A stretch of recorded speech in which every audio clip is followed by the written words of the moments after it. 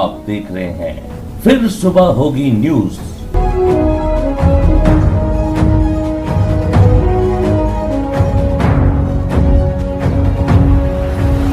Breaking news. नमस्कार, फिर सुबह होगी न्यूज चैनल में आप सभी का स्वागत है। मैं किरण जोशी ले चलती हूं आपको आज की कुछ ताज़ा तरीन खबरों की ओर। एक मुलाकात उल्लासनगर शहर के कांग्रेस के जिला अध्यक्ष श्री रोहित साल्वे जी से। आइए सुनते हैं उनका क्या कहना है धोखादायक बिल्डिंग के विषय में। रोहित साल्वे जी, मैं किरण जोशी, फिर सुबह होगी न्यूज चैनल में आपका स्वागत है।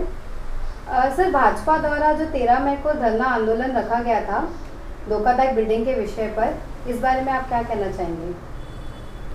देखिए, भाजपा का जो आंदोलन था, जैसा कि शहर में चर्चा है, वो सक्सेसफुल नहीं था। कोई भी आंदोलन में पब्लिक सपोर्ट अगर नहीं है, इसका मतलब है कि पब्लिक का आपके ऊपर भरोसा नहीं कि आप ये कुछ कर पाएंगे। यानी आप लोग जो आंदोलन कर रहे हैं ये सिर्फ एक दिखावे के लिए, नौटंकी करने के लिए कर रहे हैं। ये सिद्ध हो गया इस आंदोलन के बाद, क्योंकि कोई भी जनरल पब्लिक उस आंदोलन में शामिल नहीं हुआ। अगर वो जन आंदोलन है तो उसमें लोगों ने शामिल नहीं होता। देखिए, उसका कारण ऐसा है क्योंकि भाजपा का जो विश्वासार्हता है, मतलब अभी मैं एकदम केंद्र से बात नहीं करूंगा, अपन लोकल लेवल पे बात करें, लेकिन उनकी विश्वासार्हता लोगों ने खो दी है कि उनको मालूम है कि ये सिर्फ बोल के जाते, करते कुछ नहीं है। अभी पिछले गवर्नमेंट में 2-2.5 साल पहले से अभी हमारे इधर के आमदार भाजपा के, पिछले महानगर पालिका में जो 2.5 साल करीबन सत्ता भाजपा की थी, भाजपा के ही महापौर थे। लास्ट के 2 साल में समझो शिवसेना और महाविकास आघाड़ी बनी। 2.5-3 साल भाजपा का सत्ता थी। उसके पहले 2.5 साल पहले जब गवर्नमेंट थी, तभी मुख्यमंत्री देवेंद्र फडणवीस जी ने सिर्फ उल्लासनगर नहीं, उल्लासनगर रहेगा, कल्याण रहेगा, अलग अलग पैकेज जाहिर किए, धोखाधड़ी के संबंध में बहुत सारे घोषणाएं की, लेकिन कोई भी अमल बजावनी हुई नहीं। अभी रहा बात कि ये मुद्दा जो है भाजपा इसमें असफल रही है, इसलिए वो आज धरने पे बैठी, और धरने पे बैठने का उनका धरना भी असफल ही रहा। अभी उन्होंने, जैसा उनका एक काम करने का एक तरीका है भाजपा का, कि कोई भी मुद्दा छोटा रहेगा लेकिन उसके लिए नौटंकी इतनी बड़ी करने की, तो एक उनके नौटंकीबाज नेता को उन्होंने मुंबई से बुलाया था, वो अपने अलग से इधर नौटंकी करके गया, लेकिन जनता का इसमें कोई भी हल नहीं हुआ है। सर, आज महाराष्ट्र में कांग्रेस की सरकार है और आप कांग्रेस के अध्यक्ष हैं, तो सर कांग्रेस इस मुद्दे पे क्या कदम उठाएगी? देखिए, महाराष्ट्र में महाविकास आघाड़ी की सरकार है, इसमें एनसीपी, शिवसेना और कांग्रेस, ऐसे तीनों है।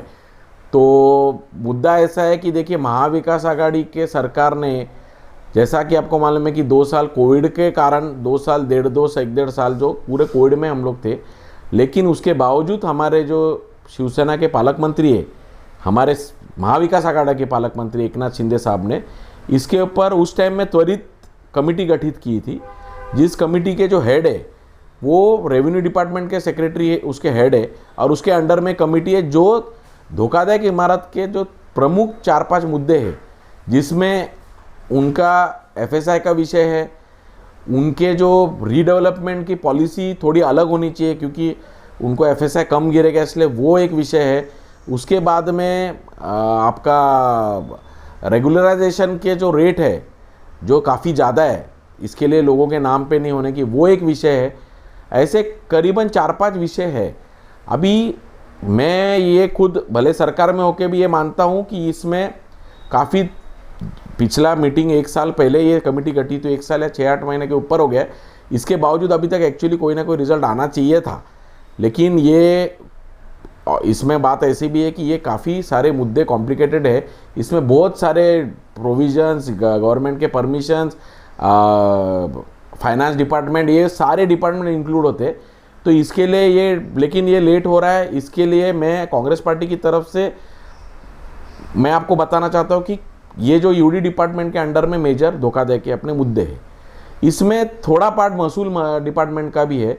तो महसूल डिपार्टमेंट कांग्रेस के पास होने के बाद हम लोग सातत्य से धोखाधड़ी के जो 2 मुद्दे हैं, जिसमें आपका मालकाना हक सनद जो है वो बिल्डिंग वालों को कैसे मिले, और कोऑपरेटिव सोसाइटीज़ क्या हेल्प करना, कोऑपरेटिव सोसाइटीज़ बने नहीं हुए, उसके वजह से ओल्ड जो बिल्डर जो जिसके नाम पे ज़मीन होती है वही राइट क्लेम करता है।